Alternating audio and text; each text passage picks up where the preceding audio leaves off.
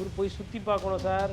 Daily காலையில் இங்கே வந்துட்டு 5 மணி வரலாம் இருந்துட்டு அதுக்கப்புறமா 5 மணிக்கு மேலே நாட் ரீச்சபிள். இதுக்கு மேலே வண்டி 5 மணி ஓடாது தான் இருக்கணும்னு ஒரு முதலமைச்சர் வேலை அவர் நினைச்சிருக்காரானே தெரியும். அதே தான்.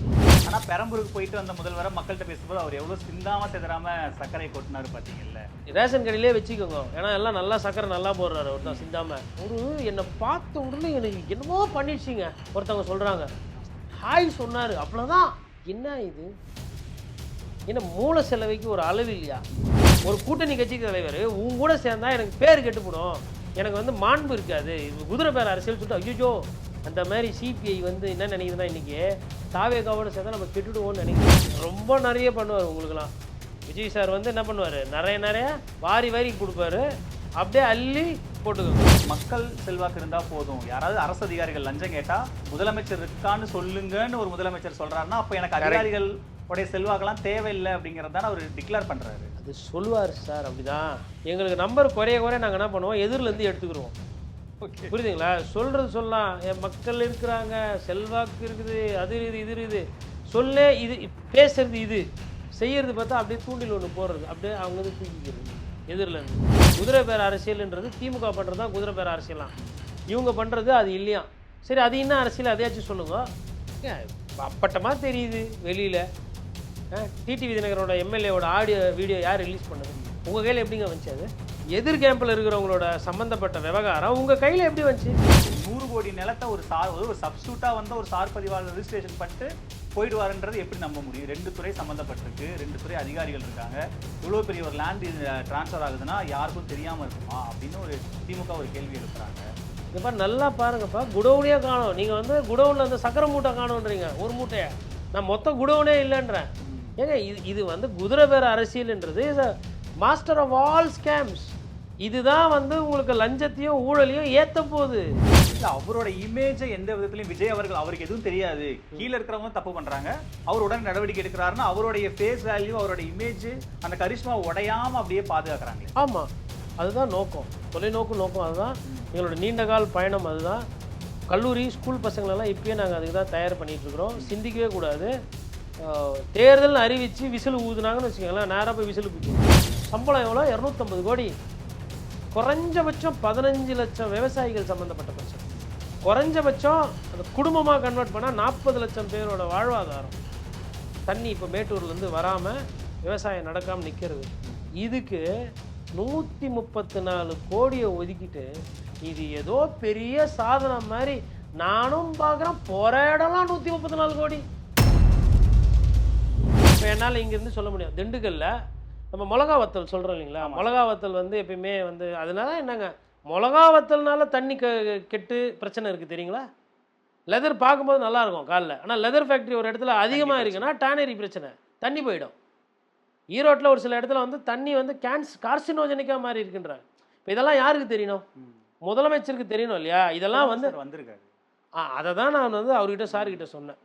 சார் இவர் போய் சுற்றி பார்க்கணும் சார். டெய்லி காலையில் இங்கே வந்துட்டு 5 மணி வரலாம் இருந்துட்டு அதுக்கப்புறமா 5 மணிக்கு மேலே நாட் ரீச்சபிள். இதுக்கு மேலே வண்டி 5 மணி ஓடாது தான் இருக்கணும்னு ஒரு முதலமைச்சர் வேலை அவர் நினைச்சிருக்காரானே தெரியல. அதே தான்.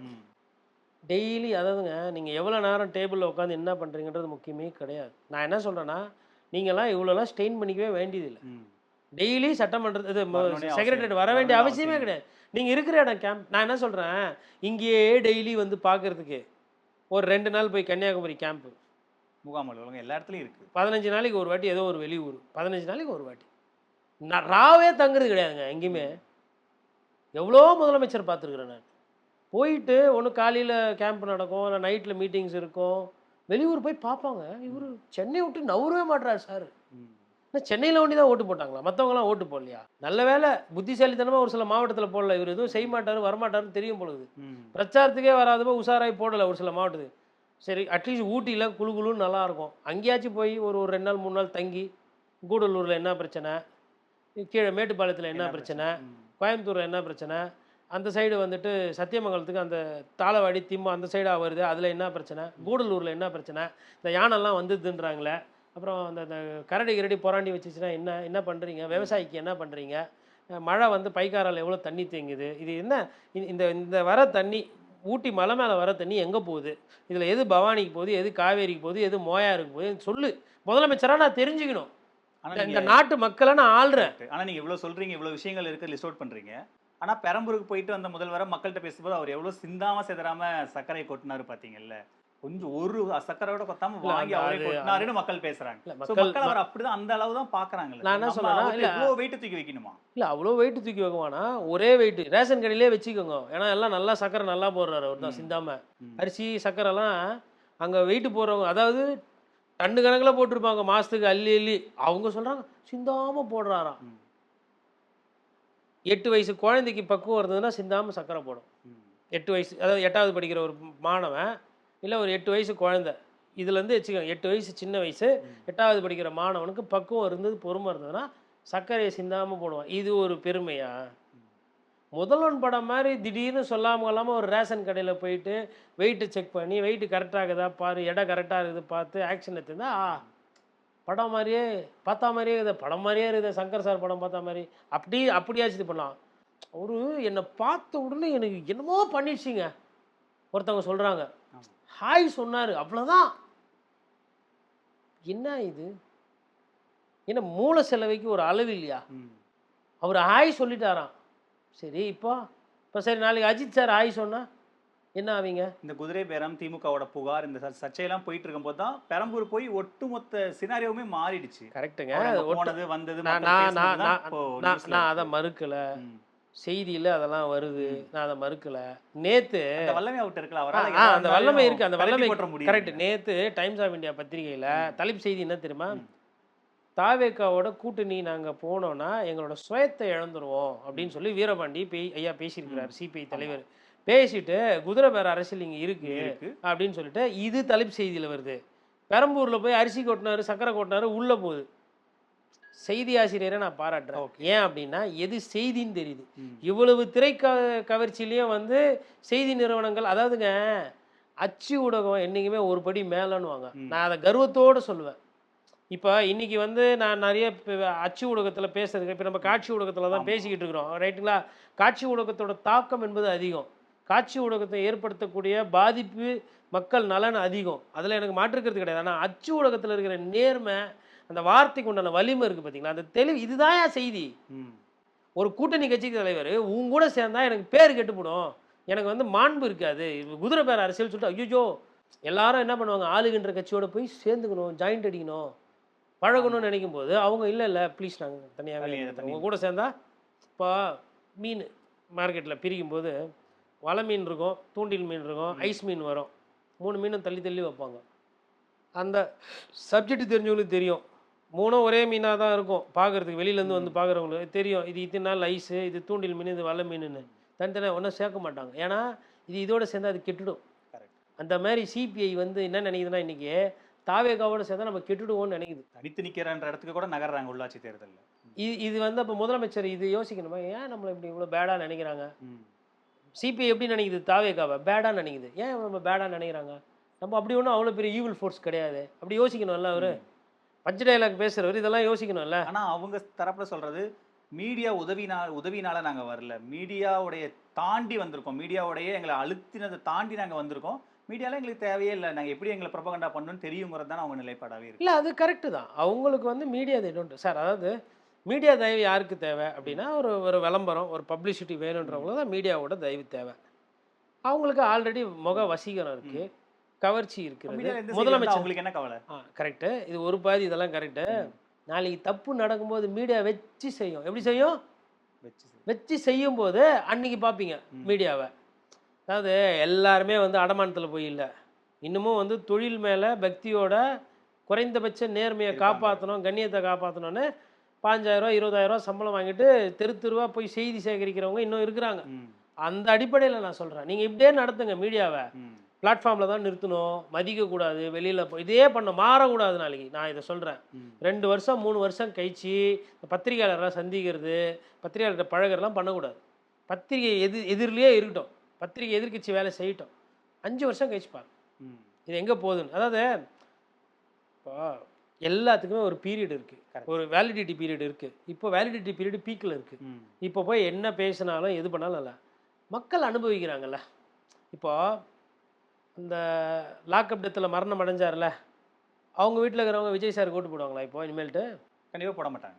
டிஎன்பிசி நேரடியா எக்ஸாம் பாதிக்கப்பட்டிருக்காங்க. டிஎன்பிசி எக்ஸாம் எழுதிட்டு எனக்கு வேலை கிடைக்கணும் அப்படின்னு இருக்கிற லட்சக்கணக்கான பேரில் நிறைய பேர் இளைஞர்கள் ம்.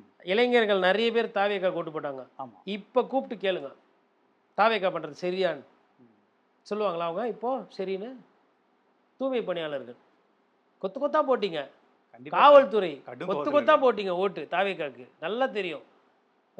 இது தபால் ஓட்டுலலாம் போலீஸ் வந்து வச்சு செஞ்சு விட்டுது டிஎம்கேவை. ஏடிஎம்கே பக்கமே போல போலீஸ். உண்மை, உண்மை. ஓகேங்களா? ஏன்னா தபால் ஓட்டு எண்ணிட்டு அதுக்கப்புறம் அந்த அனாலிசிஸில் வந்தது நான் இப்போ பேசுகிறது தரவுகள் ரொம்ப நிறைய பண்ணுவார் உங்களுக்குலாம். விஜய் சார் வந்து என்ன பண்ணுவார், நிறைய வாரி வாரி கொடுப்பாரு, அப்படியே அள்ளி போட்டுக்கோங்க. இல்ல, அவருக்கு அவங்க செல்வாக்கெல்லாம் எனக்கு மக்கள் செல்வாக்கு இருந்தா போதும். யாராவது அரசு அதிகாரிகள் லஞ்சம் கேட்டா முதலமைச்சர் இருக்கான்னு சொல்லுங்கன்னு ஒரு முதலமைச்சர் சொல்றாருன்னா அப்ப எனக்கு அதிகாரிகள் உடைய செல்வாக்கெல்லாம் தேவையில்லை அப்படிங்கறதான அவர் டிக்ளேர் பண்றாரு. அது சொல்லுவார் சார், அப்படிதான். ஒரு ஓட்டு எக்ஸ்ட்ராவாக மாறி ஊந்துருந்தா பெரிய கருப்பை இன்னைக்கு எம்எல்ஏ 108 இல்லை 107, ஒன்று ராஜினாமா, இன்னொன்றும் போயிட்டுருக்கோம் 106. அதுக்கப்புறம் பிரேமலதா விஜயகாந்த் இப்போ எங்கே இருந்திருப்பாங்க? தாவே கலந்துருப்பாங்க. எங்களுக்கு நம்பர் குறைய நாங்கள் என்ன பண்ணுவோம், எதிரிலேருந்து எடுத்துக்கிடுவோம். ஓகே. புரியுதுங்களா? சொல்கிறது சொல்லலாம், என் மக்கள் இருக்கிறாங்க, செல்வாக்கு இருக்குது, அது இருக்குது, இது இருக்குது, சொல்லே இது பேசுறது, இது செய்யறது பார்த்தா அப்படியே தூண்டில் ஒன்று போடுறது, அப்படியே அவங்க வந்து தூக்கிக்கிறது எதிரிலேருந்து. ஏன் அவ்வளோ செல்வாக்கு இருக்குதுன்னா இருக்கிறத வச்சு அப்படியே ஆள வேண்டியதானே? ஏன் எம்எல்ஏவெல்லாம் வலிக்கிறீங்க? மற்ற கட்சியிலேருந்து ஏன் ஆளுங்களை சேர்க்குறீங்க? சரி, அவர் சீட்டை நிர்மல்குமார் சொல்றாரு குதிரை பேரம் இது கிடையாதுங்க. என் 35 ஒட்டக பேரன்றாரா? 50 கோடிக்கு விலை கொடுத்து வாங்குறாங்கல்ல, அதுதாங்க குதிரை பேரம். இது அவங்க ராஜினாமா பண்ணிட்டு வராங்க. நேத்து கூட விளக்கம் கொடுக்குறாரு. சும்மா அந்த குற்றச்சாட்டை சொல்லாதீங்க. கொளத்தூரில் போனீங்கன்னா கிளி இருக்கும், 2 விதமாக இருக்கும் கிளி. ஒன்று ட்ரெயின்டு கிளி, அதை டேம்டு, இன்னொன்று நான் டேம்டு வைல்டு. வைல்டுனா அவங்க சொல்லுவாங்க அதை வைல்டு, அதுவும் கூண்டில் தான் இருக்குது, அதுக்கு பேர் வைல்டுன்னு வச்சுருப்பாங்க. அது நீங்கள் ஒரு சொல்லி கொடுத்தீங்கன்னா திருப்பி அதே சொல்லிட்டு இருக்கோம். ஐயா நிர்மல்குமார் சொன்னதையே தான் பேசிகிட்டு இருக்கிறார். குதிரை பேர அரசியல்ன்றது திமுக பண்ணுறது தான் குதிரை பேர அரசியலாம், இவங்க பண்ணுறது அது இல்லையா? சரி, அது என்ன அரசியல் அதையாச்சும் சொல்லுங்க. ஏன் அப்பட்டமாக தெரியுது வெளியில்? டிடிவி தினகரோட எம்எல்ஏவோட ஆடியோ வீடியோ யார் ரிலீஸ் பண்ணது? உங்கள் கையில் எப்படிங்க வந்துச்சு? அது எதிர் கேம்பில் இருக்கிறவங்களோட சம்மந்தப்பட்ட விவகாரம் உங்கள் கையில் எப்படி வந்துச்சு? எப்படி நீங்கள் ரிலீஸ் பண்ணீங்க? யார் பதில் நிர்மல்குமார் சார் அதுக்கு பதில் சொல்லுவாரா? விருப்பப்பட்டு வந்தார், விருப்பப்பட்டு தான் ஊழல் பண்ணுவாங்க, விருப்பப்பட்டு தான் லஞ்சம் வாங்குறாங்க, விருப்பப்பட்டு தான் தப்புலாம் நடக்குது நாட்டில், விட்டுடலாமா? விருப்பப்பட்டு தான் நடக்குது. முகாந்திரம் இல்லாத ஒரு அரசியல் செய்கிறார்கள். அவங்களோடது வந்து சுயநலத்தோட உச்சம். அவ்வளோதான். இந்த ஆட்சியில் இப்போ ஏதோ ஒரு குற்றச்சாட்டு வருது, புகார் வருதுன்னா கீழ்நிலையில் இருக்கிற ஒரு ஊழியரை டக்குன்னு சஸ்பெண்ட் பண்ணிட்டு பாருங்க நாங்கள் நடவடிக்கை எடுத்துட்டோம்னு ஒரு குற்றச்சாட்டு இவங்க வந்து அப்படியே மூடி மறைக்கிறாங்கன்னு பரந்தாமன் செய்தியாளர் பேசுறாரு. பழனி கோயில் விவகாரத்தில் கூட ஒரு 100 கோடி நிலத்தை ஒரு சப்ஸ்டியூட்டா வந்து ஒரு சார் பதிவாளர் ரெஜிஸ்ட்ரேஷன் பண்ணிட்டு போயிடுவாருன்றது எப்படி நம்ப முடியும்? 2 துறை சம்மந்தப்பட்டிருக்கு, 2 துறை அதிகாரிகள் இருக்காங்க. இவ்வளோ பெரிய ஒரு லேண்ட் டிரான்ஸ்ஃபர் ஆகுதுன்னா யாருக்கும் தெரியாமல் இருக்குமா அப்படின்னு ஒரு திமுக ஒரு கேள்வி எழுப்புறாங்க. அது இது ஒரு ஃபார்முலாவே ஃபாலோ பண்ணுறாங்க. கீழே இருக்கிற ஒரு அதிகாரியை சஸ்பெண்ட் பண்ணிட்டு நடவடிக்கை எடுத்துட்டோம், அவருக்கு ஒன்றும் தெரியாது, இவங்க தான் தப்பு பண்ணுறாங்கன்னு அங்கேயும் ஒரு ப்ரொபகண்டா ரெடி பண்ணுறாங்களா? அதாவது மொத்தமாக ஆட்சியையே கூட்டணியெல்லாம் பிரிச்சுக்கிட்டு போயிட்டு எம்எல்ஏவெல்லாம் தூக்கி 25 எம்எல்ஏ வாங்கியோ கொடுத்தோ ஏதோ ஒன்று நடக்குது குதிரை பேர அரசியல். அதையே எதுவும் பண்ண முடியல. ஏதோ வந்து ஒரு 100 கோடி ரூபாய் இடத்துக்கு வந்துட்டு மூச்சை பிடிச்சி பேசிகிட்டு இருக்கிறாங்க. சரி, அது வந்து 2 அமைச்சர்கள் சொல்கிறாங்க துறை ரீதியாக தவறு நடந்துச்சு, நடவடிக்கை எடுக்க போகிறாங்க. பரந்தாமன் எழுப்புகிற கேள்வி ஒரு சிலது அவர் எழுப்புறது நியாயமான கேள்விகள் தான். நான் என்ன சொல்கிறேன்னா, இவங்க எப்படின்னா மணல் குடவுன், அதாவது குடவுனே திருடு போகுது. நான் அதை பார்த்துக்கிட்டு இருக்கிறேன். என்னப்பா குடவுனை காணோம், பிரிட்ஜை காணோம், பிரிட்ஜு கட்டப்பனா பிரிட்ஜு ஒன்று இருந்தது, பிரிட்ஜே காணோம் அப்படின்ற மாதிரி நம்ம பேசிடுவோம். செங்கலை தூக்கிட்டாங்க சார் அப்படின்றாங்க. எப்பா நல்லா பாருங்கப்பா, குடவுனே காணோம். நீங்கள் வந்து குடவுனில் அந்த சக்கரை மூட்டை காணோன்றீங்க, ஒரு மூட்டையை. நான் மொத்தம் குடவுனே இல்லைன்றேன். ஏங்க இது வந்து குதிரை பேர அரசியல்ன்றது மாஸ்டர் ஆஃப் ஆல் ஸ்கேம்ஸ். இதுதான் வந்து உங்களுக்கு லஞ்சத்தையும் ஊழலையும் ஏற்ற போகுது. இந்த குதிரை பேர பண்ணி நீங்கள் எம்எல்ஏ வாங்குறீங்கல்ல, அவங்க வரப்போகிறாங்க இல்லையா, அவங்க என்ன உட்காந்து தாலாட்டு பாடுறதுக்கு, ஸ்கூலில் போய் தாலாட்டு பாடுறதுக்கு வராங்க அவங்க? இல்லை வைப்பு பண்ணுறதுக்கு வராங்களா? ஊழல் பண்ணுறதுக்கு வராங்க.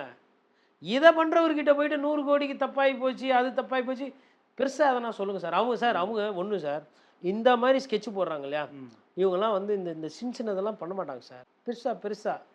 பெருசாக எதனா சிக்கும் வரும். எனக்கு ஐயா ஆதவர்ஜனா மீது நம்பிக்கை இருக்குது. இல்ல அவரோட இமேஜை எந்த விதத்திலயும் விஜய் அவர்கள் அவருக்கு எதுவும் தெரியாது, கீழ இருக்கிறவங்க தப்பு பண்றாங்க, அவர் உடனே நடவடிக்கை எடுக்கிறாருன்னா அவருடைய ஃபேஸ் வேல்யூ, அவரோட இமேஜ், அந்த கரிஷ்மா உடையாம அப்படியே பாதுகாக்கிறாங்களே. ஆமா. அதுதான் நோக்கம். தொலைநோக்கு நோக்கம் அதுதான். எங்களோட நீண்டகால பயணம் அதுதான். கல்லூரி, ஸ்கூல் பசங்களெல்லாம் இப்பயே நாங்கள் அதுக்கு தான் தயார் பண்ணிட்டு இருக்கிறோம். சிந்திக்கவே கூடாது. தேர்தல்னு அறிவிச்சு விசில் ஊதுனாங்கன்னு வச்சுக்கோங்களேன், நேராக போய் விசில் குத்திடணும். அதுதான் சிந்திக்கவே கூடாது. ஏன்னா நேற்றுலேருந்து இந்த ஒரு 5-6 சர்ச்சைகள் தொடர்ச்சியாக போயிட்டு இருக்கு.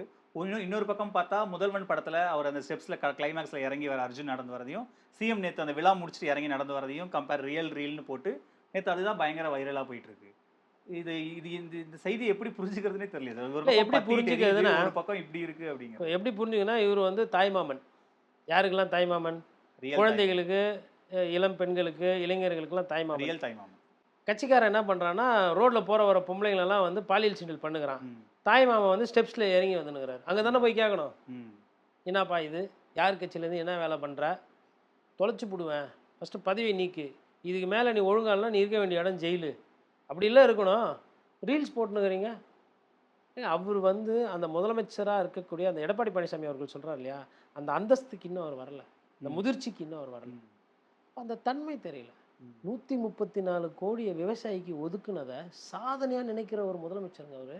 பஸ் ஸ்டாண்டில் எல்லாம் ஃப்ளக்ஸ் ஹோர்டிங்ஸ் வச்சுருக்காங்க, விவசாயிகளுக்கு நாங்கள் இவ்வளோ செஞ்சுருக்கோம். எவ்வளவு கேவலம். உங்கள் ஒரு படத்துக்கு கூலி எவ்வளோங்க உங்களுக்கு? 280 கோடி வித் ஜிஎஸ்டி. எத்தனை லட்சம் விவசாயிகளோட பிரச்சனை அது. 134 கோடி உங்கள் பாதி சம்பளம் கிடையாது ஒரு படத்தில். நீங்கள் என்ன வருஷம் பூர்வமாக நடிக்கிறீங்க? 3 மாதம் நடிப்பீங்க, ரைட்டா? கால் ஷீட்டு 3 மாதம் கூட இருக்காது, 2 மாதம் தான் இருக்கும். 60 நாள் 2 மாதம். அதில் வந்து டேகில் சாங்கு கிங்கு அதெல்லாம் பார்ப்பாங்க. சம்டைம்ஸ் டப்பிங் போய் உட்காருவீங்க, எதனா கரெக்ஷன்ஸ் இருந்தது, டிஸ்கஷன்ஸ், அவ்வளோ ராஜ மரியாதையோட, ரைட்டா? இதுக்கு 250 கோடி கூலி. எவ்வளோ சம்பளம்? எவ்வளோ? 250 கோடி. குறைஞ்சபட்சம் 15 லட்சம் விவசாயிகள் சம்மந்தப்பட்ட பிரச்சனை. குறைஞ்சபட்சம் அந்த குடும்பமாக கன்வெர்ட் பண்ணால் 40 லட்சம் பேரோட வாழ்வாதாரம். தண்ணி இப்போ மேட்டூர்லேருந்து வராமல் விவசாயம் நடக்காமல் நிற்கிறது. இதுக்கு 134 கோடியை ஒதுக்கிட்டு இது ஏதோ பெரிய சாதனை மாதிரி நானும் பார்க்குறேன். போகிற இடம்லாம் 134 கோடி. அவன் 30,000 கோடி 20,000 கோடி கடன் தள்ளுபடி பண்ணுறான். நடவு மானியமே 3,000 கோடி தரான். கேரளாவில் தமிழ்நாடை விட தவுளோண்டுங்கிற மாநிலம்லாம் விவசாய பெருமக்களுக்கு தூக்கி கொடுக்குது. அவங்கனாங்க எத்தனை விஜய் மல்லையா மாதிரி ஊரை விட்டா ஓட போகிறாங்க. எவ்வளோ லட்சக்கணக்கு அந்த 134 கோடி பெருக்குனீங்கன்னா எவ்வளோ வேணுங்க? ஆயிரங்களில் கூட காணாது. அந்த 134 கோடியில் 60 கோடி பொதுப்பணித்துறைக்கும் விவசாயத்துறை மூலிமா வேலை செய்யறதுக்கு ஒதுக்கின பணம் 80-70 கோடி தாண்டாது. இதை ஒரு சாதனையாக பேசிகிட்டு இருக்காரு முதலமைச்சர். அப்போ சப்ஜெக்ட் தெரில தானே? அப்போ என்னென்ன கேட்கணும்ல. சரி, 134 கோடி ஒதுக்குறோம், ரைட்டு. எவ்வளோ பேர் பயனாளிகள்? விவசாய கூலிகளுக்கு இதில் எதனா இருக்கா, இல்லை விவசாயம் பண்ணுறவங்களுக்கு தானா? இது நம்ம பண்ணால் எத்தனை குடும்பம் இதனால் பாதிக்கப்படும், இது நலன் பெறும்? எவ்வளோ நாளில் இதை முடிப்பீங்க? இப்போ எவ்வளோ போன வருஷம் எவ்வளோ நெல் விளைச்சல் வந்துச்சு, எவ்வளோ நெல் அதிகமாகிறதுக்கு என்ன பண்ணணும்? இது மாதிரி எதனா பேசினாரா, இல்லை தெரியுமா இது? ஆனால் ரீல்ஸ் போட்டு என்ன இப்போ அடுத்தது என்ன பண்ணால் கோட்லாம் கட்டி விட்ருங்க, வேஷ்டி சட்டை போட்டு ஒரு பச்சை டவலை கட்டு டிராக்டரில் போகிற மாதிரி ஒரு வீடியோ எடுத்து போட்டோன்னா, விவசாயிகளுக்காக குரல் கொடுத்த அண்ணன் விஜய் அப்படின்னு சொல்லிட்டு ஒரு 2 லைனை போட்டு விட்டு அப்படியே எடுத்துன்னு போயிடுவோம்.